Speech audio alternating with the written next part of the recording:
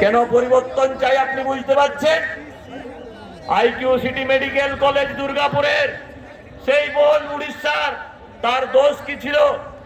পশ্চিম বাংলাতে পড়াশোনা করার জন্য এসেছিল, পশ্চিম বাংলাতে উচ্চশিক্ষায় শিক্ষিত হয়ে ডাক্তার হওয়ার জন্য এসেছিল, বিকেলে বেলা সে টিফিন কেনার জন্য বেরিয়েছিল। আপনার দুধেল গায়েরা, আপনার ভাইয়েরা তাকে জবরদস্তি ধোপের মধ্যে নিয়ে যায়, গলায় ছুরি বসিয়ে দেয়, ছুরি বসিয়ে দিয়ে বলে যদি একটা আওয়াজ বের করলে এখনই সমাপ্ত করে দেব। বারে বারে ধর্ষণ করে তারপরে কি করেছে? তাদেরকে বাঁচানোর জন্য আপনি উঠে পড়ে লেগেছিলেন।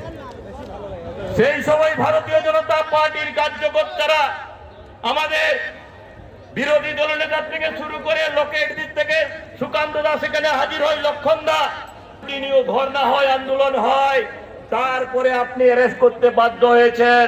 কিন্তু আপনার গভর্নমেন্ট এখনো ওদেরকে বাঁচানোর জন্য লেগে পড়ে আছে।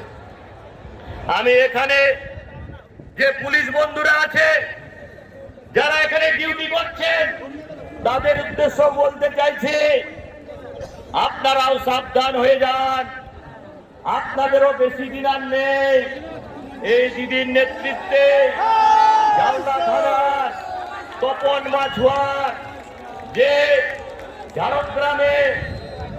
ঝাড়গ্রামের থানাতে ডিউটি করত, 7 তারিখ জানুয়ারি মাসের ডিউটি জয়েন করার পরে তার হদিস আর পাওয়া যায়নি।